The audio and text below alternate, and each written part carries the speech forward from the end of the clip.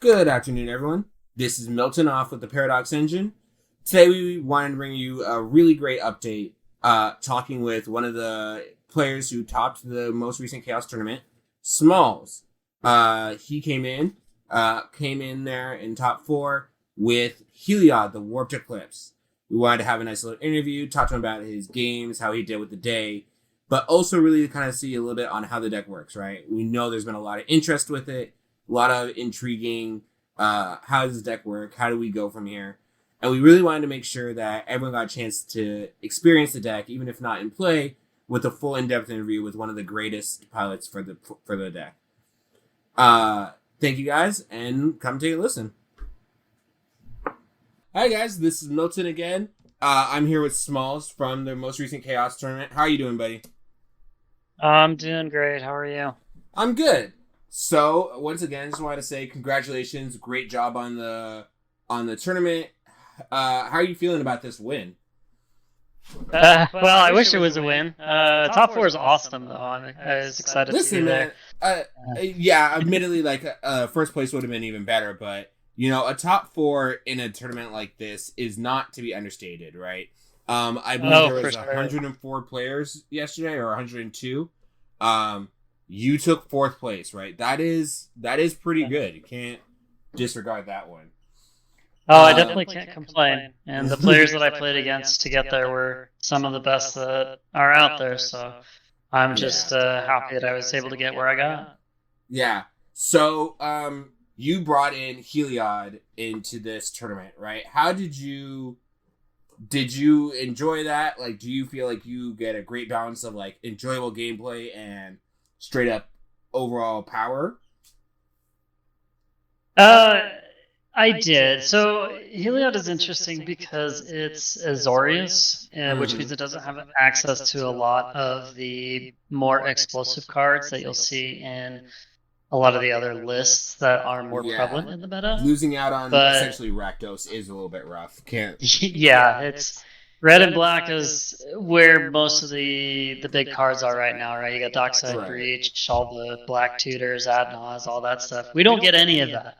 Mm-mm. What we do get is versatility, and that's what I felt like I was bringing to the table. Was I brought a deck that isn't necessarily as explosive, but it can pivot pretty well, and that's what I was doing most of the time. Is trying to just play a little bit of a longer game, not a super long game, but longer, where I tried to get some kind of value in the early game and then look for the direction of the table and try to adjust accordingly. Absolutely, right? And that is definitely one of the things you have to do in Azorius, but especially Heliod, right? The name of your Yeah. deck is timing is everything, right? Heliod, we really wish we could be one of those decks that just says we throw cards out, right? But we are not a rock stylist, right? We can't just say turn one commander, if it dies, so what? Right? Right. How's your experience been playing Heliod, not just yesterday, but in the time since you've been brewing it, right? You are one of Uh, the big pushers of the deck. What are you thinking about it? yeah, I've been playing Heliod ever since it was released. Mm-hmm. Big proponent for playing things at instant speed. Yeah. And the name of my deck is very deliberate because I mean in any deck that you play, you're always looking for that window of opportunity where your opponent's shields are down, there's nothing going on, and you can try to get in and get that win. The Mm-hmm. thing that Heliod brings to the table there is it opens up where those windows are, going from just on your turn to on anybody's turn. Right. And it just makes it such a threat. So many of my opponents during the tournament, and honestly, whenever I play it, are constantly like, "Hey, if that thing flips, you got to start paying attention." And Absolutely. it's honestly kind of fun to watch people stop drawing off their heuristic studies because they're worried about, okay, what happens if I draw too many cards? Do I just lose? Right. Uh, And which sorry, go on. yeah, I was just gonna say it changes the entire dynamic of the game. Mm-hmm. So one thing you did just mention, like, is too many cards, right? And we will definitely talk about Chaos itself, but what did you have your deck list very lean to the ground, right? I think your biggest generic mana, other than the Expel and like even the Score and Prosperity, is 4, I think, right? And those are your giant bombs, your One Ring, your Seagate Restoration. But how many draws do you kind of need, or how much of a Heliod reduction do you need to become the problem? Sure. Honestly, 2. Somebody draws for turn, and then somebody else draws for whatever reason, and that's when I can start doing what I want to be doing, assuming that I have found it to be the right window. The interesting thing there, though, is that while I can get away with 2, just because I have a reduction of 2 doesn't mean I'm automatically going for it. And that's a pretty big misconception that a lot of players will, especially newer players on Heliod, they'll run into that trap where they'll see, oh, I've got the reduction that I need. I have the card that I need to start doing this. I have the wheel. I have the draw spell, whatever it is. I'm going to go for it now. But you can't just do that. You've got to wait and see, okay, do I feel like what free interaction has been spent? How much mana do my opponents have? Heliod is very much it's a timing game, and you can't just jam it whenever you feel like. You have to pay attention, and I think that's one of the qualities that makes it a little bit harder of a deck to play, but also way more enjoyable, at least for me. Absolutely. And you and I have been very active in the Heliod Discord. We'll make sure that that's linked for everyone who wants to come in and see after the greatness that you played. But Heliod definitely does take one of those decks of like, we've seen people talk about, we just throw out a Heliod and just expect it to sit for rotation. And we just sit there like, how do you get away with that? Like, how does that even happen? Like, one of the big things about Heliod is while you're essentially playing a 7-mana commander whose front side is beneficial in this fact that it doesn't get hit by a red blast, and that's pretty much it, right? That front side is not the most useful, right? There are some niche things, right?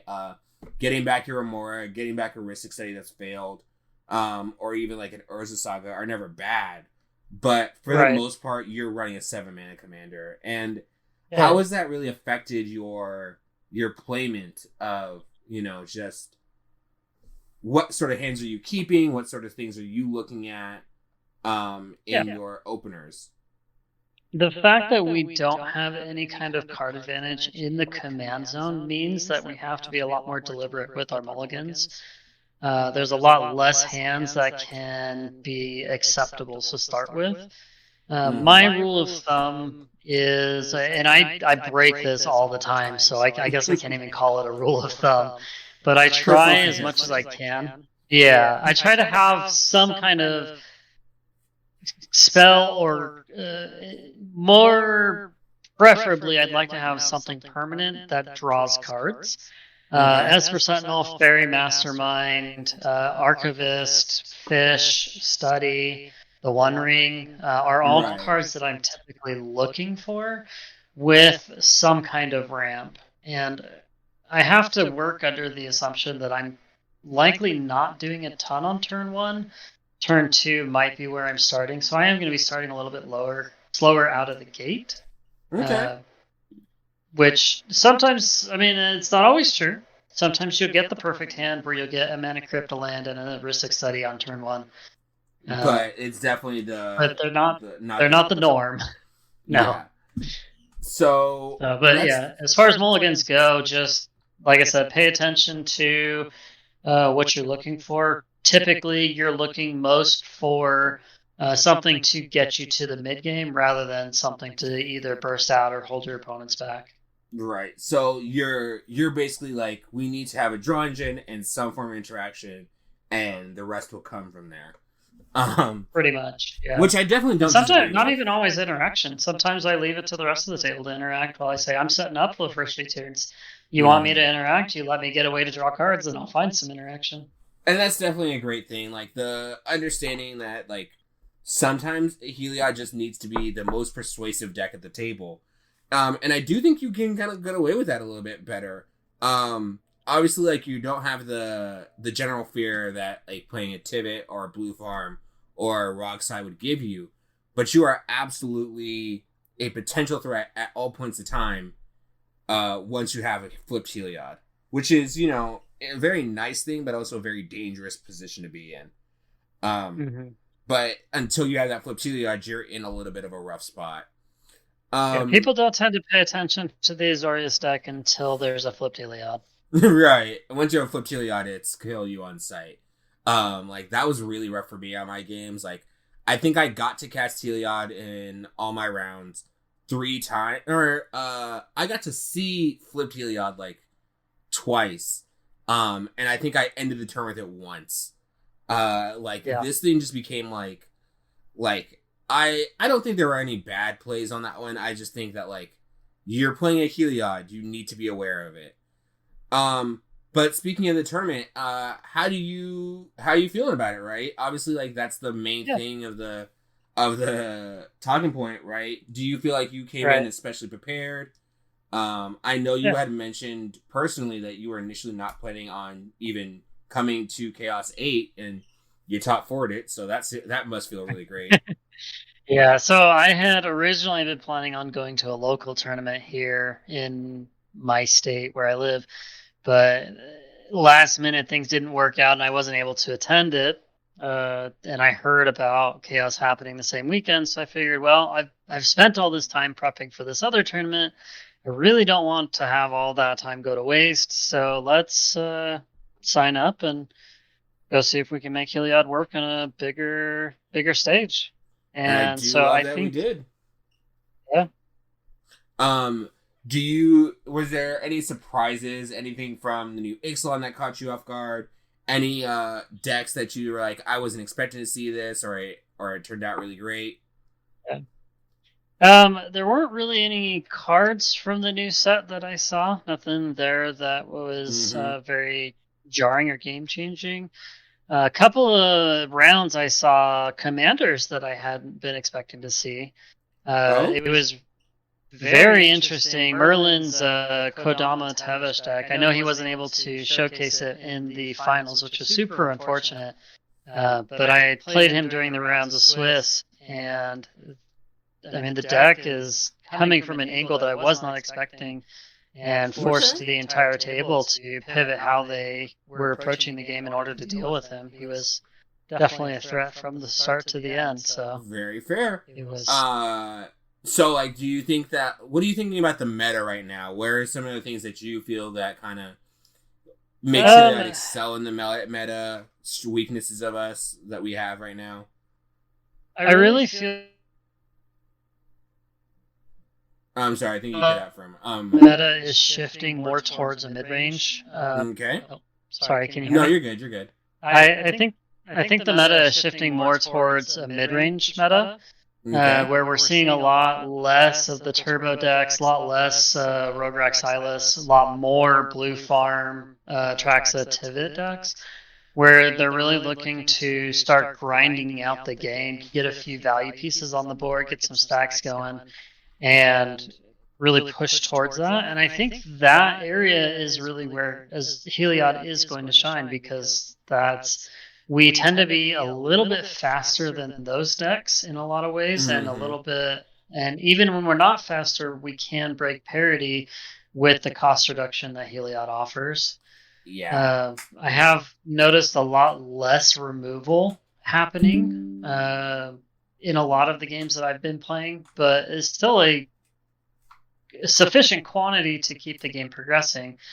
But a lot of people are becoming more interested in getting their game plan going while still playing that mid-range plan than they are on interacting with and stopping their opponents from winning. That being said, the pieces that are coming out and being more prevalent are very tough for us. Blind Obedience I saw in both my semi-final game and my finals game early on, and they absolutely crushed what I was trying to do quickly. Yeah, forced me to draw things out. Brutal. Yeah. it's so tough to get through. And so I think that as that happens more often, we just need to pivot to either having more removal for that specific piece, or finding ways to get around it in a more efficient manner. Um, the other piece that we still have to worry about all the time is dockside, because as an Azorius deck, we are feeding it like crazy. That is true, But taking but sorry, go on. But taking advantage of that at the same time can be important. We run a Yeah. lot of clone spells so that even if they do get a dockside out, we can shoot it right back at them.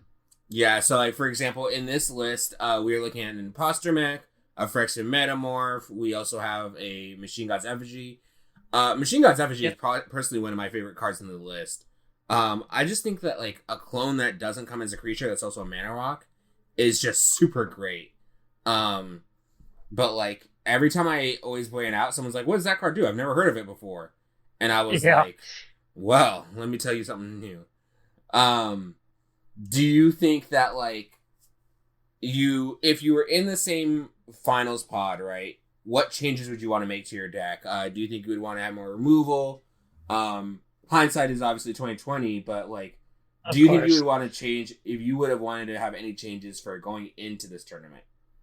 Um, Going into the tournament, there weren't any cards in the deck that I felt were super inefficient. Mm-hmm. Um, Overall, I was pretty happy with how the deck performed. Okay. Okay. Um, I'm sure if I spent more time to think about it, I could find a few that I would want to change out. Some swaps here and there, but For the again, most part, you're pretty. Yeah. yeah, practicing for one meta and then playing in a different meta is going to cause that type of Yeah. thing. Um, Absolutely. I think if I were to So. change the final spot, I'd want to not go last, but I think after that. Yeah. Overall, yeah, I think that was the only problem I really had, was I got stuck in fourth seat because of rankings, so I was Yeah. suffering. But to be fair, again, like it's one of those things that like someone's got to end up in fourth seat. You can't always be first Yeah. every time, and it Oh, always for sucks. sure. But c'est la vie. Yep. So back on to Heliod himself, right? One thing that some people may have been noticing is this shiny little card. It's called the One Ring. Um, and all the ways that we can abuse it. You are on a fairly healthy untap engine, right? You That have a is very true. Mamano, a Sonic Screwdriver, which we've talked about it, is just a new all-star card a little bit.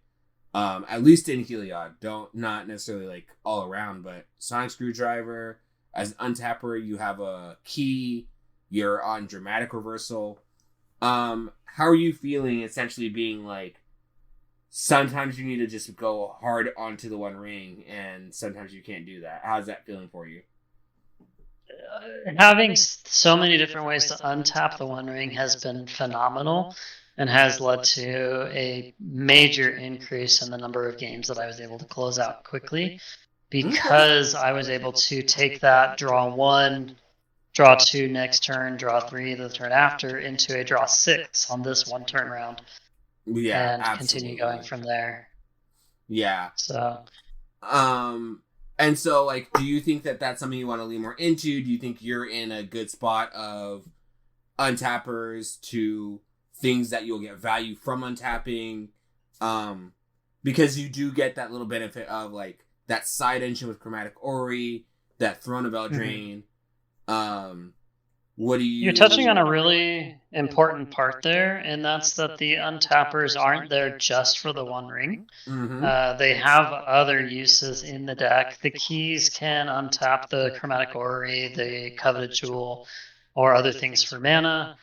And so I think, as far as the untapping goes, I don't want to lean further into it, because I think it's a really bad idea to just put all of your eggs in one basket. I don't want to lean too far into one strategy that I cut out some of the other pivoting points. Like I talked about, Heliod wants to be able to adjust to the game, Mm-hmm. and if I go too far into one direction, then I can't pivot as easily.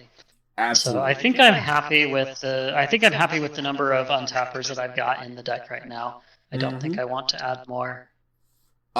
And so one thing that people are gonna ask, we know they're gonna ask it, how does this deck win for us, right? You obviously have that nice Displacer Kitten to Fairy combo, but what else can we do here? What do we do to say, all right, we need to win the game now? Right. That is the number one question that has been asked on the deck so far is, but how does this win?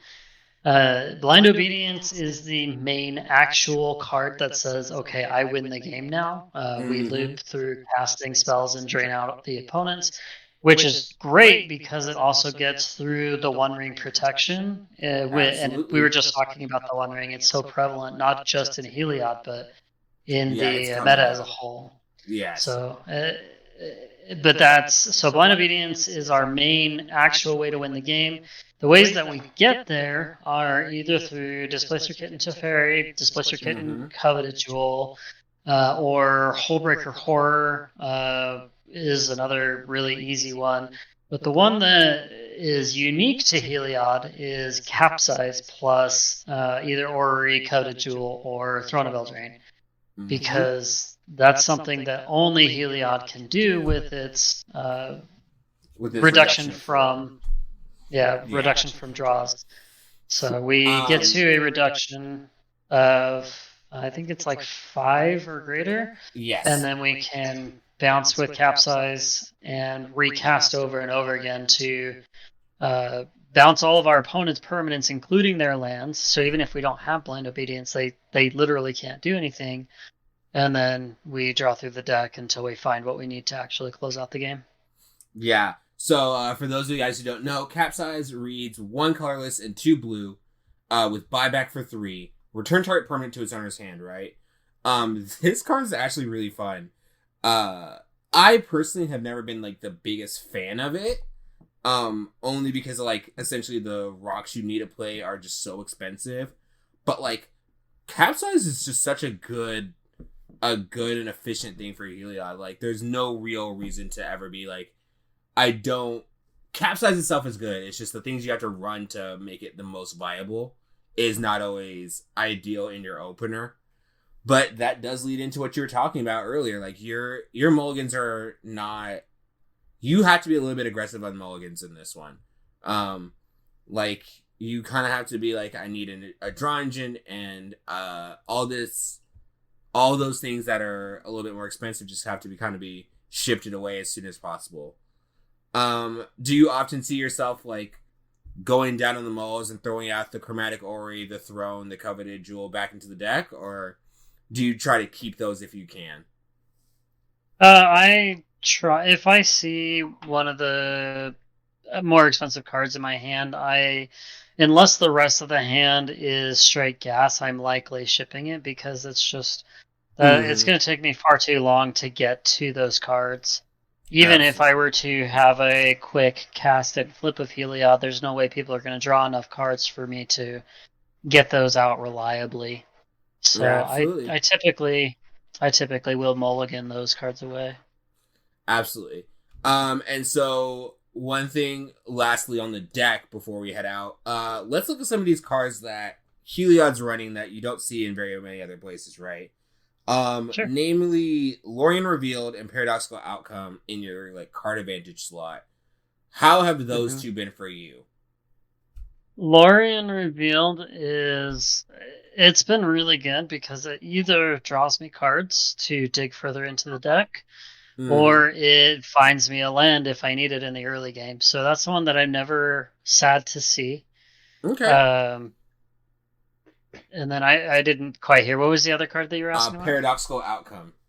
Paradoxical Outcome has been an all-star. I can't tell you how many times I've been able to cast all of my rocks, tap them all for mana, bounce them all with Outcome, draw 6 to 8 cards, cast all my rocks again, and then actually to add on to that, Snapcaster Mage comes in phenomenal here as a combo with it, because now I can cast Snapcaster Mage, recast Paradoxical Outcome, bounce my rocks and my Snapcaster Mage, draw even further into the deck, and still have a Snapcaster for the next piece that I want to do. Absolutely. That is pretty good. So yeah, Snapcaster again was one of the cards I was going to bring up. It's one of those things we haven't seen very often, but it definitely doesn't it definitely keeps its strength and power, right? Snapcaster Mage sure. giving whatever you need flashback, especially with that reduction on the Heliod, is still really nice. Yeah. We don't run, at least I don't run a lot of X spells. I think I'm only on Prosperity and Even the Score right now. Yes. But when I do have those, being able to double dip with them is very much a game changer. Yeah, fair enough. One of the cards that people may not know, or at least this combination, is Chromatic Ori, Coveted Jewel, and Throne of Eldraine. And for the most part, in Heliod, they all do the same thing. You want to talk a little bit through that? I know you mentioned it with Ka0s, but for those people who don't really know what they're doing with those ones. Sure. So each of them have essentially the same role in the deck. They add a lot of mana for one spell. So Throne of Eldraine is probably the most debatable in the deck, but the reason I run all three is because of intuition. In this deck, like when you're casting intuition, it's always a value intuition. It's never going to be, I'm going to cast this and get these cards that will win me the game, like we see in a lot of other decks. Like we don't have Breach, we don't have Blind's Eye Diamond, we don't have Sabine's Reclamation. So what are we doing with it? Well, what we're doing is get 3 of whatever it is that I need. I need draw, I go get Rhystic Study, Fish, the One Ring. I need mana, I go get either Smothering Tithe or Rocks or whatever it is that I need. And these 3 do turn it into that point of I need to cast an intuition to get the last piece. My last piece needs to be one of my rocks to capsize with. Now I don't, my opponent, again, doesn't get that choice of do I give them what they need or not. Now it's just which one of these do I give them. I'm ruined either way. Absolutely. And then the last real card that I wanted to bring up was Mists of Lorien. I know you're a big fan of this. Tell me about it. Paradoxical outcome or whatever we need to.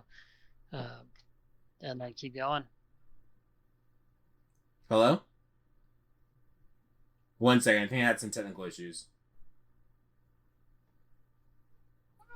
Testing, can you hear me? You still there? 1 second. I think we're having some issues.